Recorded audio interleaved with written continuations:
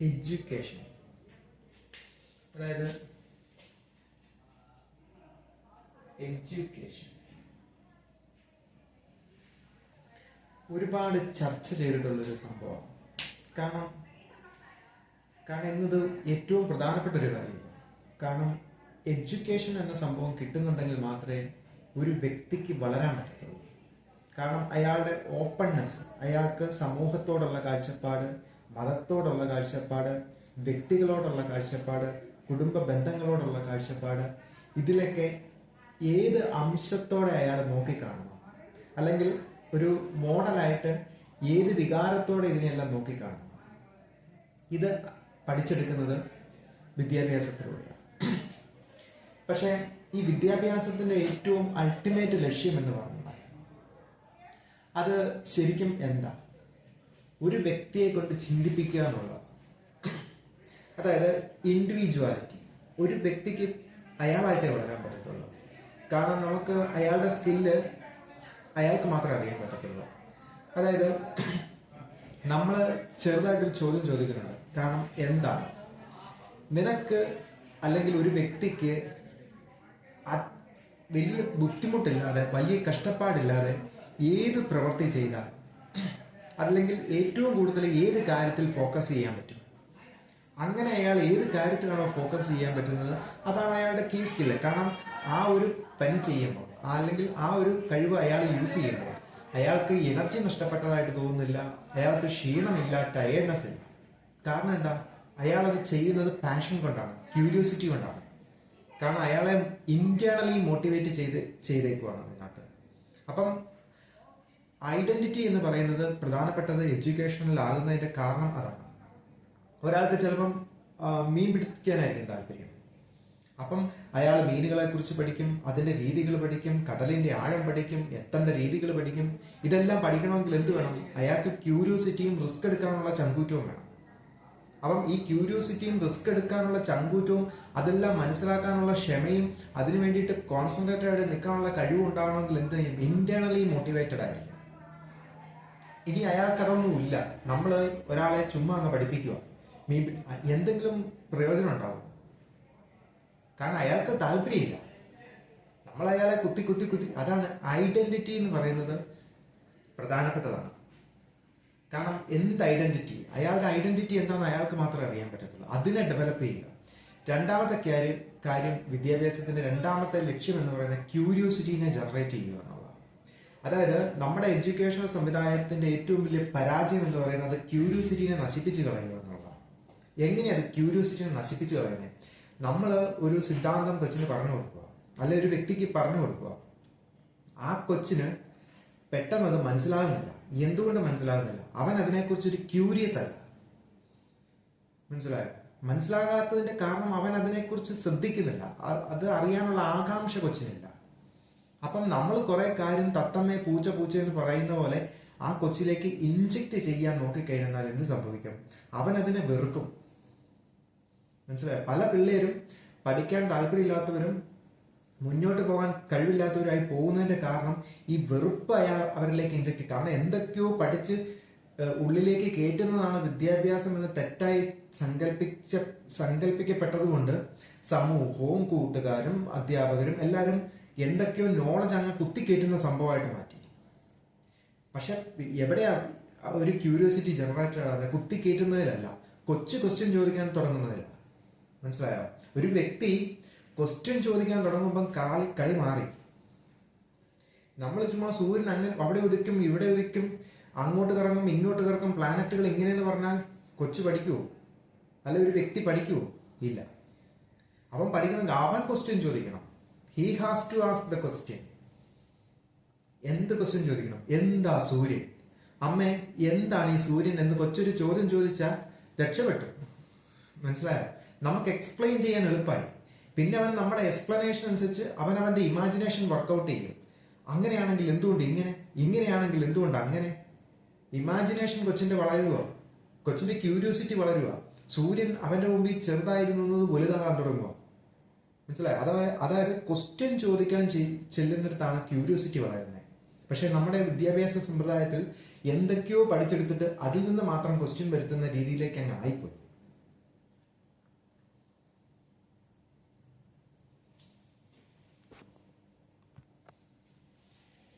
പിന്നെ വിദ്യാഭ്യാസത്തിന്റെ അടുത്ത ലക്ഷ്യമാണ് ക്രിയേറ്റിവിറ്റി. ഒരു രക്ഷയില്ലാത്തൊരു സംഭവം, ഒരു ഫീൽഡിലും ഇത് കിട്ടുന്നില്ല. നമ്മുടെ വിദ്യാഭ്യാസ സമ്പ്രദായത്തിൽ നിന്ന് പൂർണ്ണമായിട്ട് എന്തിനെയാണ് മാറ്റിയിരിക്കുന്നതെന്ന് ചോദിച്ചു കഴിഞ്ഞാൽ അതൊന്നും ഒരു സംശയം വേണ്ട, ക്രിയേറ്റിവിറ്റി എന്നാണ്. അതായത് നമ്മളൊരു കൊച്ചിന് അല്ലെ ഒരു വ്യക്തിക്ക്, ഒരു കുഞ്ഞുങ്ങളുടെ കാര്യം എടുക്കുന്നതിന്റെ കാരണം അവരാണ് വളരാൻ പോകുന്നത്, അവരുടെ മുമ്പിലേക്കാണ് ഇതൊക്കെ എഫക്റ്റീവ് ആകാൻ പോകുന്നത്. അതുകൊണ്ടാണ് അവരുടെ കാര്യം കൂടുതലായിട്ട് പറയുന്നത്. കാരണം ക്രിയേറ്റിവിറ്റി എന്ന് പറഞ്ഞാൽ ഒരു കൊച്ചിന്റെ മുമ്പിലേക്ക് നമ്മൾ ഒരു 10 പിള്ളേരെ വിളിച്ചിട്ട് 10 പേരോട് ഒരു വണ്ടിയുടെ പടം വരയ്ക്കാൻ പറഞ്ഞു.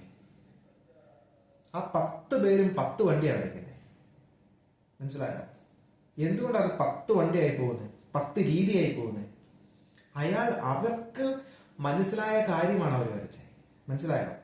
അതായത് എന്താണ് ക്രിയേറ്റിവിറ്റി എന്ന് ചോദിച്ചു കഴിഞ്ഞാൽ, നമ്മൾ മദ്യത്തിന്റെ ക്യാമ്പയിൻ അല്ലെങ്കിൽ മയക്കുമരുന്നിന്റെ ക്യാമ്പയിൻ ശ്രദ്ധിച്ചിട്ടുണ്ട്. അതിനകത്ത് അവർ ഫോഴ്സ് ചെയ്ത് പറയുന്ന ഒരു കാര്യമുണ്ട്. അതിന്റെ ആദ്യത്തെ സൈഡ് എഫക്റ്റ്, അതായത് മദ്യവും മയക്കുമരുന്നും ഉപയോഗിക്കുന്ന വ്യക്തികൾക്ക് ആദ്യം ഉണ്ടാകാൻ സാധ്യതയുള്ള ഒരു പ്രശ്നം എന്ന് പറയുന്നത് അവരുടെ ക്രിയേറ്റിവിറ്റി കുറയുന്നു. മനസ്സിലായോ?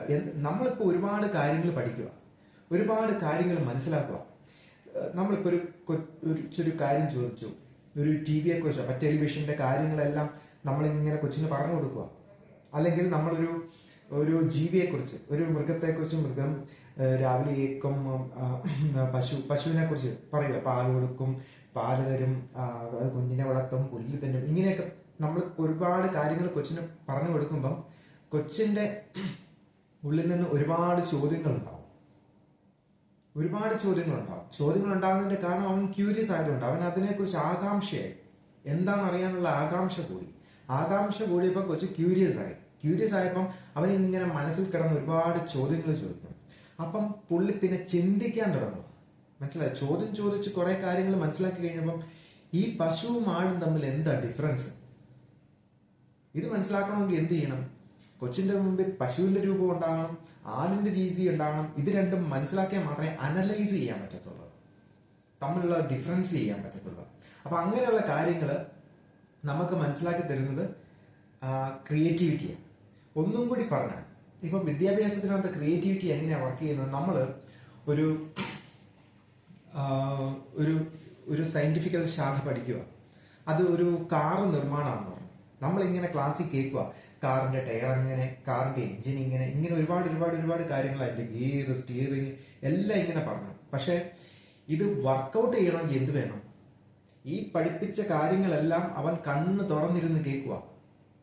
മനസ്സിലായോ? ഇതെല്ലാം കണ്ണ് തുറന്നിരുന്ന് കേട്ടിട്ട് കൊച്ചു വീട്ടിൽ ചെന്ന് കണ്ണടച്ചു കഴിയുമ്പോൾ അവന്റെ മനസ്സിലേക്ക് കാറിന്റെ tyre, petrol pump, gearing, steering ഇതൊക്കെ എങ്ങനെ പ്രവർത്തിക്കണം, ഇങ്ങനെ പ്രവർത്തിക്കണം, അങ്ങനെ പ്രവർത്തിച്ചാൽ ഇങ്ങനെ തിരിച്ചാൽ, ഇങ്ങനെ മനസ്സ് സ്വപ്നം കാണാൻ പറ്റുന്ന സ്റ്റേജിലേക്ക് കൊച്ചിനെ കൊണ്ടുവരിക എന്ന് പറയുന്നതാണ് ക്രിയേറ്റിവിറ്റി. അതായത് കണ്ണ് തുറന്ന് പഠിച്ച കാര്യങ്ങളെല്ലാം കണ്ണടച്ചാൽ കാണാൻ പറ്റുന്നുണ്ടെങ്കിലാണ് ക്രിയേറ്റിവിറ്റി വർക്ക് ചെയ്യുള്ളൂ.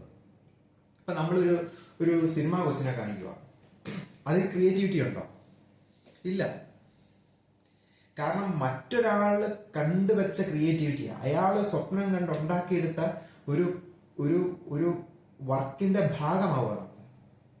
കാരണം സിനിമയിലൂടെ ഒരു ഫിലിം സ്റ്റാറിനെ കാണുന്ന എല്ലാ കുഞ്ഞുങ്ങളുടെയും മനസ്സിൽ മമ്മൂട്ടി അല്ല ഒന്നേ കാണത്തുള്ളൂ, ഒറ്റ രൂപയെ കാണത്തുള്ളൂ. പക്ഷെ നമ്മളൊരു കഥ പറഞ്ഞു കൊടുക്കുക കൊച്ചിന്, ഒരു വലിയ സിനിമയുടെ ഒരു കഥ എന്ന് പറഞ്ഞു കൊടുത്തേ, 1000 പേരുണ്ടെങ്കിൽ 1000 കുഞ്ഞുങ്ങളും 1000 രൂപങ്ങളായിരിക്കും പിക്ചറൈസ് ചെയ്യുന്നത്. മനസ്സിലായോ? ഇതാണ് ക്രിയേറ്റിവിറ്റി. മനസ്സിന്റെ കാഴ്ചയാണ്, മനസ്സിന് കാണാനുള്ള കഴിവാണ്. അപ്പം നമ്മൾ ഈ കാര്യങ്ങളെല്ലാം കൊച്ചിന് പറഞ്ഞു കൊടുത്ത കാര്യങ്ങളെല്ലാം മനസ്സിൽ നിന്ന് കൊച്ചിന് കാണാൻ പറ്റുന്നുണ്ടെങ്കിൽ ക്രിയേറ്റിവിറ്റി ഉണ്ട് കൊച്ചിന്, അവൻ ഒരുപാട് വളരും. ഇത്രയും പറഞ്ഞാലേ നമുക്ക് വിദ്യാഭ്യാസത്തിന്റെ അടുത്ത കാര്യങ്ങളിലേക്ക് മനസ്സിലാകത്തുള്ളൂ. അതാണ് ഞാൻ ഇതിനൊരു ബേസിക് ആയിട്ട് ക്യൂരിയോസിറ്റിയും ഇൻഡിവിജ്വാലിറ്റിയും ക്രിയേറ്റിവിറ്റിയും ഇതിന്റെ എസെൻഷ്യൽ ഭാഗമാണെന്ന് പറഞ്ഞ കാരണം. ഇനി നമ്മുടെ വിദ്യാഭ്യാസ സമ്പ്രദായത്തിലേക്ക് വരാം. എന്താ ഇവിടെ സംഭവിക്കുന്നത്? നമുക്ക് 3-4 സിലബസുകളുണ്ട്. അതായത് സ്റ്റേറ്റ് സിലബസ്, CBSE, NCERT ഇങ്ങനെയൊക്കെ പറഞ്ഞ കുറെ ഘടകങ്ങളുണ്ട്. ഇവരെല്ലാം പല രീതിയിലുള്ള വിദ്യാഭ്യാസമാണ് കൊടുക്കുന്നത്, പല രീതിയിലാണ്. പക്ഷെ പഠിച്ച് ഒരു സ്റ്റേജ് കഴിയുമ്പം പിള്ളേർക്ക് ഒരുപാട് നോളജ് ഉണ്ടാവും, ഒരുപാട് അറിവുണ്ട്, ഒരുപാട് കഴിവുണ്ട്, ഒക്കെ ശരിയാണ്.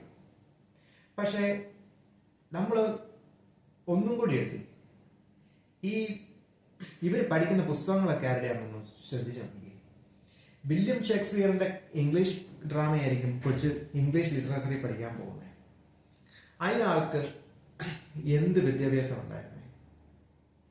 വില്യം ഷേക്സ്പിയറിന്റെ എഡ്യൂക്കേഷനെ കുറിച്ച് കൃത്യമായിട്ട് പറയുന്നത് 4th സ്റ്റാൻഡേർഡാണ്. അതായത് 4ാം ക്ലാസ്സുകാരൻ എഴുതിയ പുസ്തകമാണ് ഇന്ന് PhD വരെ പഠിച്ചുകൊണ്ടിരിക്കുന്നത്. മനസ്സിലായോ? 4ാം ക്ലാസ് വിദ്യാഭ്യാസം മാത്രമുള്ള മനുഷ്യൻ കണ്ട ഇമാജിനേഷനാണ്. മനസ്സിലായോ? അയാളുടെ മനസ്സിലുണ്ടായ ഇമാജിനേഷനാണ് കാലഘട്ടത്തെ വരെ ക്രിറ്റിസൈസ് ചെയ്യുന്ന, കോർത്തിണക്കുന്ന കഥയും കവിതയുമായി മാറിയത്. കാരണം അയാളുടെ ജസ്റ്റ് ഒരു എക്സാമ്പിൾ പറയാം. അയാള് എഴുതിയിരിക്കുന്ന നോവലിന്റെ ഒരു ശക്തി അറിയാൻ വേണ്ടിയിട്ട് പറയുന്നു. കാരണം എഴുതിയിരിക്കുന്ന ഒരു നോവലാണ് മർച്ചന്റ് ഓഫ് വെനീസ്. ചുമ്മാ ഒരു എക്സാമ്പിളാണ്. അപ്പം മർച്ചന്റ് ഓഫ് വെനീസില് അദ്ദേഹം പറഞ്ഞു വെക്കുന്ന ഒരു പ്രധാനപ്പെട്ട കാര്യം എന്തെന്ന് വെച്ചാൽ ഒരു പിതാവ് നഷ്ടപ്പെട്ട പെൺകുട്ടി. മനസ്സിലായോ? ആ പിതാവ് നഷ്ടപ്പെട്ട പെൺകുട്ടി എന്ന് പറയുന്ന ഒരു ബാക്ക്ഗ്രൗണ്ടിൽ പുള്ളി ഒരു പെൺകുട്ടീനെ ഇൻട്രൊഡ്യൂസ് ചെയ്യുക. അപ്പം എന്താണ് അയാൾ ഉദ്ദേശിക്കുന്നത്? അയാള് മാതാപിതാക്കള് ഇല്ലാതെ ജീവിക്കുന്ന ഒരു പെൺകുട്ടി എന്ന കൺസെപ്റ്റിൽ നിന്നാണ് കഥ പറയുന്നത്. മനസ്സിലായോ? പക്ഷെ അവള് അപ്പന്റെ പാരമ്പര്യത്തെയും പൈതൃകത്തെയും പുള്ളിയുടെ കാഴ്ചപ്പാടുകളെയും ഒരു വിധത്തിലും കോംപ്രമൈസ് ചെയ്യാൻ തയ്യാറല്ല.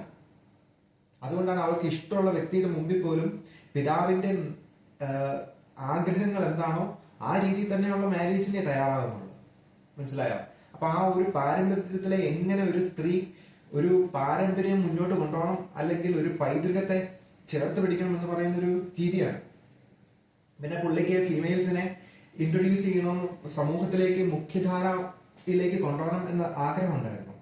അതിന് അദ്ദേഹം എഴുതിയ നോവലാണ് മർച്ചന്റ് ഓഫ് വെനീസിൽ തന്നെ ജഡ്ജ്മെന്റ് നടത്താൻ വരുന്ന 2 പെൺകുട്ടികൾ. കാരണം പുരുഷ വേഷധാരികളായിട്ടാണ് അവര് കോർട്ടിൽ ഇൻട്രൊഡ്യൂസ് ചെയ്യുന്നത്. കാരണം ആ കാലഘട്ടത്തിൽ 15ാം നൂറ്റാണ്ടാന്ന് പറയണം, പുരുഷ വേഷധാരിയായിട്ട് ആള് വന്നില്ലെങ്കിൽ അവരെ കൊന്നുകളയും. ആ കഥ വിജയിക്കത്തില്ല.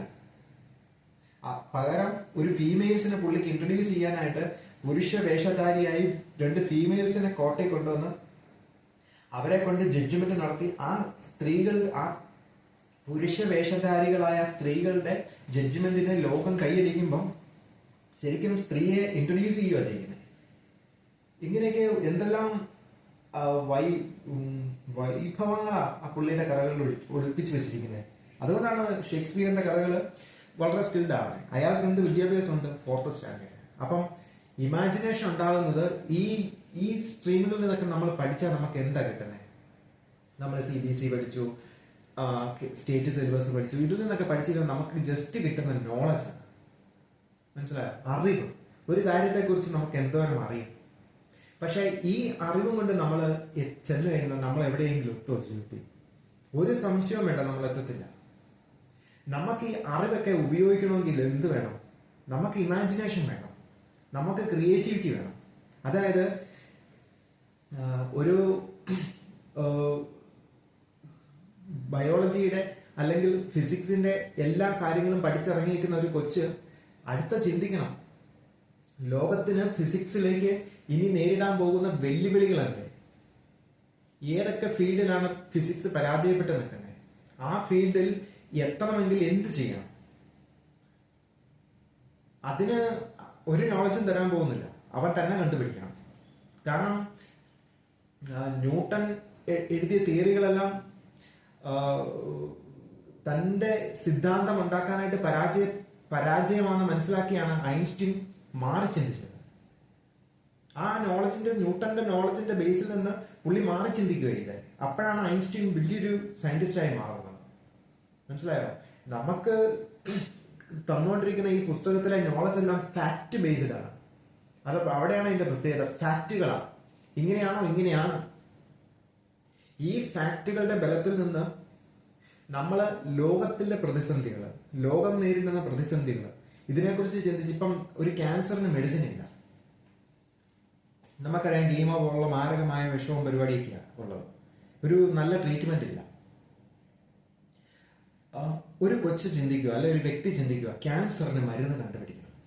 അവന് ചെറുപ്പത്തിലെ ഒരു തീരുമാനം വരുക, ക്യാൻസറിന് മരുന്ന് കണ്ടുപിടിക്കണം. കാരണം എന്താണ് വിദ്യാഭ്യാസവും ഈ ഇമോഷണൽ ആയിട്ടുള്ള കൊച്ചിനുണ്ടാകുന്ന താല്പര്യവും തമ്മിലുള്ള വ്യത്യാസം എന്ന് ചോദിച്ചു കഴിഞ്ഞാൽ, നമ്മൾ ചരിത്രം ഒന്നെടുത്ത് പരിശോധിക്കുക.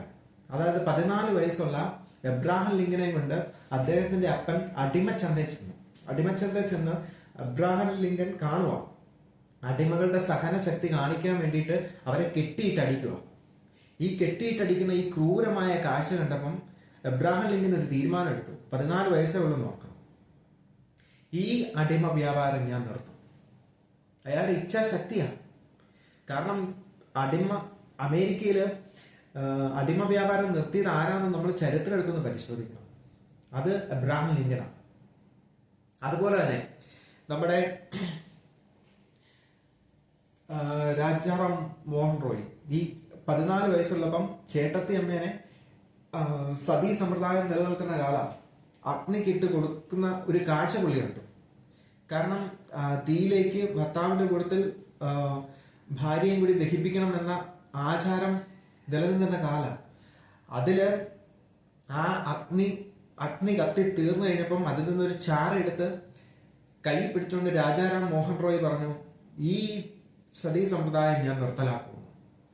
ചരിത്രം പരിശോധിക്കണം, ആരാ നിർത്തലാക്കി? അദ്ദേഹം ചെയ്തത്. ഈ അറിവും നമുക്ക് വേണം, പക്ഷെ ഇമോഷണലി മോട്ടിവേറ്റഡ് ആയ അറിവായിരിക്കണം. കാരണം ഒരു കൊച്ചിനെ ക്യാൻസർ വാർഡിലൂടെ കൊണ്ടുപോവുക, കൊച്ചു ക്യാൻസർ രോഗത്തിന്റെ ഭീകരത കാണുക, ആ കൊച്ചൊരു ഡിസിഷൻ എടുക്കുക, ഈ ക്യാൻസർ രോഗത്തെ മരുന്ന് ഞാൻ കണ്ടുപിടിച്ചിരിക്കുന്നു. ഒരു സംശയവും വേണ്ട, അവൻ ക്യാൻസർ രോഗത്തിന് മരുന്ന് കണ്ടുപിടിക്കാൻ അവന് പറ്റിയില്ലേലും അവൻ MBBS ആവും, MD ആവും, PhD ആവും, ക്യാൻസർ റിസർച്ച് സയന്റിസ്റ്റ് ആവും. ചിലപ്പോൾ പരാജയപ്പെടാൻ വിജയിക്കാം, പക്ഷെ നിങ്ങൾ ബാക്കിയൊന്നും അവനോട് പറഞ്ഞു കൊടുക്കേണ്ടി വരികയില്ല. അവൻ എത്തേണ്ടടുത്ത് എത്തിക്കോളും. ഇനി കണ്ടുപിടിച്ചില്ലെങ്കിൽ അവനായിരിക്കും അതിൻ്റെ ഒരു ഫാദർ. കാരണം അവൻ പിന്തുടർന്ന പാതയായിരിക്കും ബാക്കിയുള്ളവർ ചവിട്ടാൻ പോണേ. മനസ്സിലായോ? അതാണ് ഈ എഡ്യൂക്കേഷന്റെ ഒരു പവർ എന്ന് പറയുന്നത്. അങ്ങനെ വേണം അത് പോകാൻ. അപ്പം നമുക്ക് മനസ്സിലായല്ലോ, ഫാക്ട് ബേസ്ഡ് ആയ കാര്യങ്ങളിൽ നിന്നാൽ നമ്മൾ എങ്ങും എത്തത്തില്ല. ഇമോഷണലി തന്നെ മോട്ടിവേറ്റഡ് ആണ്. ഫാക്റ്റും ഇമോഷണലും മോട്ടിവേറ്റഡ് ആവുമ്പോഴാണ് ക്രിയേറ്റിവിറ്റി വർക്ക് ചെയ്യുന്നത്. കാരണം അയാൾക്ക് അടക്കാനാകാത്ത ആവേശം, ചെയ്തേ കണ്ടുപിടിച്ചേ മതിയാവത്തുള്ളൂ. അപ്പം നമ്മുടെ എഡ്യൂക്കേഷന്റെ പ്രൈമറി ലക്ഷ്യം എന്തായിരിക്കണം? ഒരിക്കലും ക്യൂരിയോസിറ്റിനെ കൊന്നുകളയാത്തതായിരിക്കണം. ഒരിക്കലും ഇൻഡിവിജ്വാലിറ്റിനെ അയാളുടെ തനിമയെ ഇല്ലാതാക്കിക്കൊണ്ട് ഒന്നും ചെയ്യാൻ പറ്റത്തില്ല. ഇൻഡിവിജ്വാലിറ്റിനെ ഇല്ലാതാക്കിക്കൊണ്ടാകരുത്, ക്രിയേറ്റിവിറ്റിയിലേക്ക് നയിക്കുന്നതായിരിക്കണം. ഇങ്ങനെ ഒരു വിദ്യാഭ്യാസം എല്ലായിടത്തും എത്തട്ടെ എന്ന് ആശംസിക്കാം.